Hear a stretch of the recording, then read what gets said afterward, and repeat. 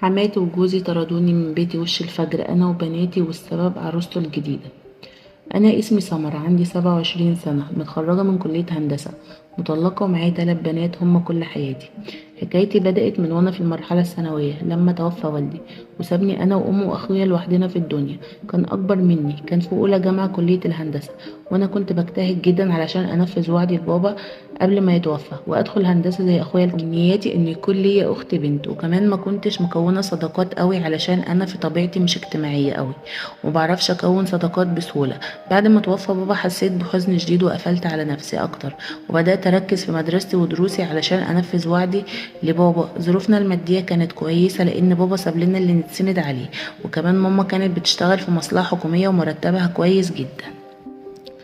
قفلنا على نفسنا انا وام واخويا، وكل واحد فينا بدأ يركز في اهدافه ويشغل نفسه اكتر علشان ما نحسش بالفراغ الكبير اللي سابه بابا. مرت السنين وفعلا قدرت انفذ وعدي وجبت مجموع كبير يدخلني كلية الهندسة. ودخلت كلية الهندسة في الوقت ده قررت ان اخرج شوية من القوقعة اللي حطيت نفسي فيها، وابدأ اني اكون صداقات علشان فعلا انا محتاجة يكون ليا صديقة قريبة مني. مع العلم ماما دايما جنبي، كانت ليا اب وام واخت وصديقة وكل حاجة.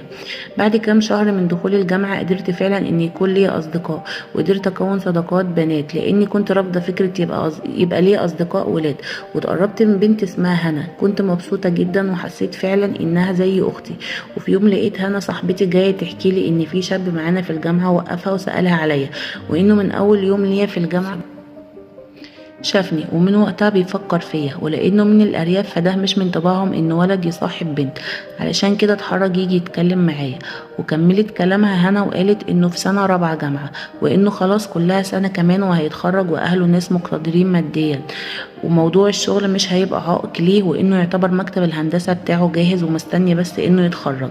الشاب ده اسمه فريد في سنة رابعة كلية هندسة من بلد ارياف بعيدة شوية عن القاهرة، وهو ابن وحداني على 4 بنات، وكمان هو الابن الاصغر للعائلة، والعائلة ظروفها المادية كويسة جدا، عندهم اراضي واملاك وبيوت كتير. قال لها لو عجبها مواصفاتي فهو بيطلب مني ان اتعرف عليه علشان هو عايز يتقدم. بصراحة أنا ما كنتش عارفة أرد عليها أقول لها إيه، لأن كلامها كان بالنسبة لي محرج جدا، لأن أول مرة اتحط في الموقف ده، وكمان لأنها بتطلب مني إن أقابل واحد أنا ما أعرفوش وكمان ما شفتوش قبل كده. رديت عليها وقلت لها هنا أنت بتقولي إيه الكلام بتاعك ده مش وقته خالص. أنا لسه في أولى جامعة وطريقي طويل ومش بفكر دلوقتي في الموضوع ده نهائي. ردت عليا وقالت لي انت بتهزري، معقول في واحده في الدنيا ترفض فريد؟ ده يا بنتي بنات الجامعه كلهم عينهم عليه. قلت لها ليه ان شاء الله؟ قالت لي شكلك فعلا ما تعرفوهوش، اصلا ممكن يكون ده سبب تعلقه بيكي، انك مش شايفاه اصلا عكس كل البنات. رديت عليها وقلت لها اللي عندي قلتهولك، وهو لو سالك قولي له اللي قلتلك عليه. ردت هنا عليا وقالت لي ماشي. عدى اسبوع بعد كده، بصراحة ما انكرش ان كنت بفكر في كلام هنا كل يوم، لان بصراحة اول مرة يحصل معايا موقف زي ده. لحد ما في يوم وانا قاعده في كافيتيريا الجامعه مستنيه ميعاد المحاضره، لقيت جه قاعد قدامي شاب وسيم جدا. اتخضيت، قال لي قبل ما تتكلمي احب اعرفك عن نفسي، انا فريد. وهنا قالت لي على كل حاجه، بس قررت اني مش هيأس وهحاول تاني. في الوقت ده ما كنتش عارفه اتكلم اقول ايه من الصدمه اللي كنت فيها. فضل فريد يتكلم ويعرف لي عن نفسه وعن اهله وازاي اتعلق بيا وعن اول مره شافني. وعدت الايام بعد كده واتقابلنا كتير في الفتره دي، وهنا بدأت فعلا اني اتعلق بفريد. واول ما خلصت سنة اولى ليا في الجامعة وبدأت سنة تانية، لقيت فريد بيقول لي خلاص مش هستنى اكتر من كده، انا عايزة اتقدم، واول ما اخلص السنة الخامسة واتخرج هنتجوز، وان مامته جابت له عرايس كتير من البلد بس هو رفض وحكى لها عليا. بصراحة أنا ما قدرتش أقول لأ، وكنت مبسوطة جدا، وقلت له إني هفاتح ماما وأخويا. وفعلا اتكلمت مع ماما في الموضوع اللي لقيتها رافضة بشكل قطعي، لأني لسه ما خلصتش دراستي، وعلشان كمان فريد من الأرياف، يعني عادات وتقاليد وتفكير وحياة غيرنا تماما. زعلت جدا من كلام ماما وقلت لها ازاي تقولي كده، معقول هترفضي علشان سبب زي ده؟ ولو على دراستي مين قالك إني هسيب دراستي؟ أنا هكمل دراستي وهشتغل كمان. وبدأت ألح على ماما وفعلا قدرت إن أقنعها، قدم فريد ليا وقرينا الفاتحة واتفقنا ان الزواج هيتم بعد تخرج فريد وتجهيز مكتبه الخاص بيه. وفعلا اتخرج فريد ومكتبه بدأ في الشغل وجهزنا كل حاجة وتم الزواج. وكنت اسعد واحدة في الدنيا لان حياتي فعلا كانت سعيدة الى اقصى الحدود. كنت في الوقت ده في سنة تالتة جامعة وكنت بقالي 5 شهور متجوزة، وعرفت في الوقت ده اني حامل وقلت لفريد بخبر حملي. فرح فريد جدا وطار من الفرحة كمان، وراح يرن على مامته يقول لها على خبر الحمل علشان يفرحها، لانها من اول شهر جواز وهي بتسأل عن الحفيد اللي هيشيل اسم العيلة. عدت شهور الحمل وانا كنت بدرس، كانت اصعب ايام حياتي، كنت تعبانة جدا لاني من ناحية وعودي لماما اني اكمل دراستي، ومن الناحية التانية خوفي على نفسي لا يحصل لي حاجة لا قدر الله. ونجحت في سنة تالتة الحمد لله، وبعدها بكام شهر ولدت بنتي. ومن هنا بدأت معاناتي اللي بجد بسبب زعل فريد وامه اني ما جبتش ولد، لانه وحداني على 4 بنات وكان نفسهم يكون اول خلفة لفريد ولد. ولكن انا كنت مبسوطة ببنتي جدا لاني طول عمري كان نفسي يكون عندي اخت، وحسيت ان ربنا حقق لي امنيتي. لكن فرحتي ببنتي كانت زعل لما كان باباها كل ما يبص في وشها يزعل. كنت اقول له شيلها يقول لي بعدين ويتحجج باي حاجة. كنت عارفة ان السبب في كل ده مامته، علشان كده كنت بتغاضى واعمل نفسي مش واخدة بالي. وعدت شهور مش كتير واكتشفت ان حامل تاني. بصراحة ما كنتش فرحانة قوي لان بنتي لسه صغيرة، وكمان ازاي هكمل دراستي وانا حامل ومعايا طفل. ولكن فرحة فريد بحمل التاني نسيتني كل ده، وانه حتى بقى يشيل بنته ويلعبها، وكنت مستغربة جدا، ده عمره ما عملها. ولكن كنت دايما في قلق بسبب كلامه كل ما كان يتكلم مع مامته لما تيجي زيارة عندنا ان البيبي هيكون ولد ويبدأ يختاروا له اسم. بعد كام شهر من حملي عرفت اني حامل في بنت تاني، لكن مرضتش اقول لفريد، وبدأت في الفترة دي اراجع نفسي ازاي الانسان المثقف المتعلم اللي حبيته تكون دي عقليته وده تفكيره. وافتكرت في الوقت ده كلام ماما ليا لما كانت رافضة فريد وقالت لي عاداتهم وتقاليدهم وتفكيرهم غيرنا خالص، وعرفت ان ماما وقتها كان معاها حق. عدت الاسابيع وكل شوية فريد يسألني عرفتي نوع البيبي ولا لسه، اقول له لسه. كان كل مرة بيصر يجي معايا عند الدكتورة، كنت بتحجج بأي حاجة علشان ماخدوش معايا. وجه يوم الولادة اللي كان أوحش يوم في حياتي، بنج على صوت مامته عمالة تزعق وتقول هي دي اللي فضلتها على كل بنات بلدك، شوف خلفتها كلها بنات ومش هتجيب لك الولد اللي بتحلم بيه. في الوقت ده انهارت من العياط، وكل رد فعل فريد على مامته ان ساب لنا الأوضة وخرج. وبدأت ماما تتكلم بصوت عالي وتزعق لحماتي انها ازاي تقول كلام زي ده، وانها ست ما تعرفش ربنا. وخرجت من المستشفى بعد كام يوم مع بناتي ومامتي، وجه اخويا واخدني ورحت على بيت بابا. في الوقت ده فريد كان مختفي تماما وما ظهرش غير بعد اسبوعين، وجالي على بيت بابا علشان يراضيني، بس انا مرضتش ارجع معاه. قلت له مستحيل اكمل مع واحد بالعقليه دي، واحد عمره ما هيضحك في وش بناته.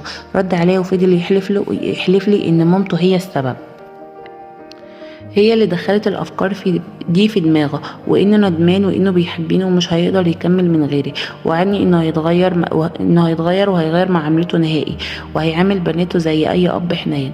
قررت ان اديله فرصة تانية ورجعت معاه البيت، وفعلا حسيت ان في تغيير شوية في شخصية فريد. في الوقت ده مامته كانت مخصمانة ومش بتيجي حتى تشوف بنات ابنها.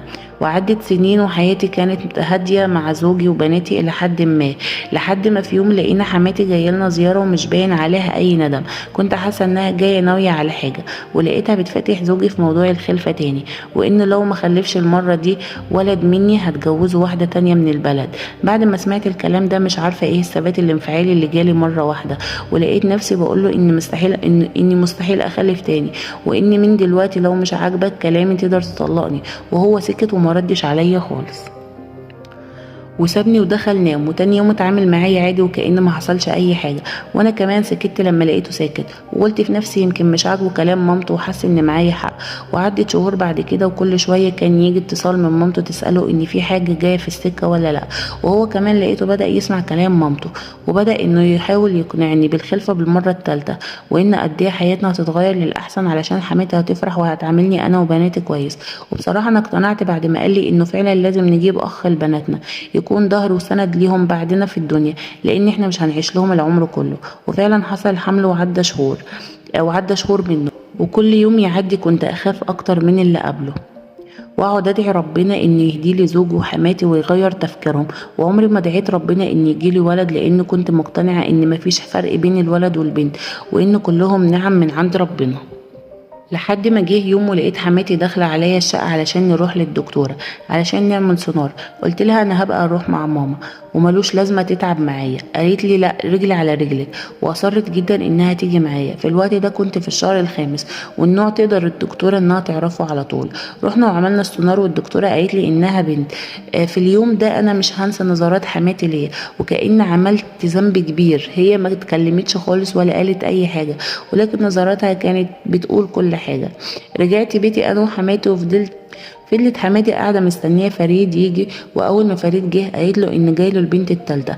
لقيت فريد برضو سكت وما نطقش ولا كلمه ولا حتى بصلي بعينيه. مشيت امه من البيت حتى من غير ما تقول سلام عليكم. وعدى كام يوم وانا حزينه على نفسي وعلى بناتي. ذنبهم ايه يبقى ليهم اب واهل بالشكل ده؟ وحملت نفسي الذنب لان انا اللي اخترت غلط، واني كان المفروض احسن الاختيار. بعد كام يوم جه فريد وقال لي انه هينزل البلد علشان يراضي مامته. قلت له ما تسيبنيش وانا في الظروف دي، انا تعبانه جدا. قال لي روحي عند مامتك اقعدي كام يوم لحد ما اجي اخدك، وانا مش هطول في البلد. وغاب فريد شهر كامل، ما فكرش يرفع سماعه التليفون حتى يسال عليا او على بناته.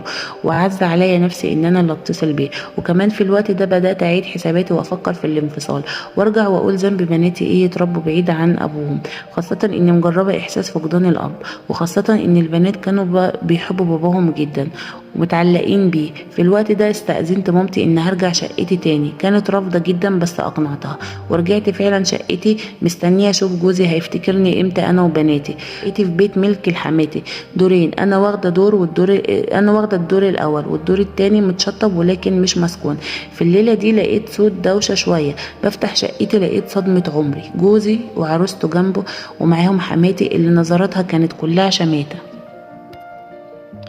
فضلت واقفه ساكته من الصدمه مش قادره اتكلم. لقيت حماتي بتقولي مش تبرجل جوزك، اتجوز اللي هتجيب له الولد. لقيته بيقول لها مش قلتلك يا ماما بلاش نيجي نسكن هنا؟ كنت سبتينا نسكن في البلد. البيه ما كانش عايز نعرف انه اتجوز عليا، وكان عايز نعيش مغفله معاه. ردت عليه امه وقالت له ليه؟ البيت بيت ابونا والغرب يطردونا؟ ده بيتي انا، وانا اللي اقول مين يقعد فيه ومين ما يقعدش. وراحت بصلي وقايله لي بقى بصي يا حبيبتي، جوزك اتجوز عليكي، رضيتي ادخلي شقتك واقفلي على نفسك وربي بناتك.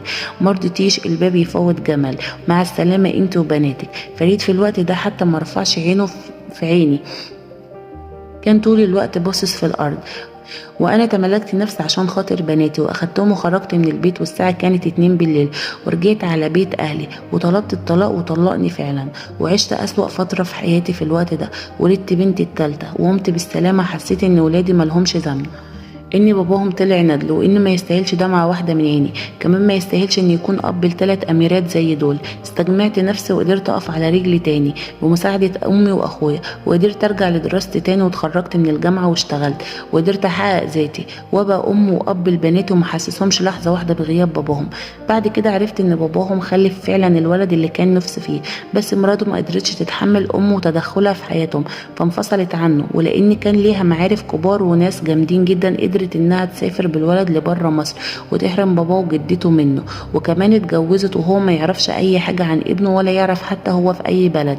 في الوقت ده حسيت ان ربنا اخد لي حقي منه من غير ما اعمل اي حاجة، ومن غير حتى ما اتحاسبن عليهم. اما انا فانا عايشة دلوقتي مع امي وبناتي، مبسوطة جدا بحياتي الجديدة وشغلي، وبحمد ربنا ليل نهار على نعمته الجميلة اللي اداهالي. كان نفسي في اخت واحدة، ولكن ربنا اداني 3 بنات، اخواتي وبناتي في نفس الوقت.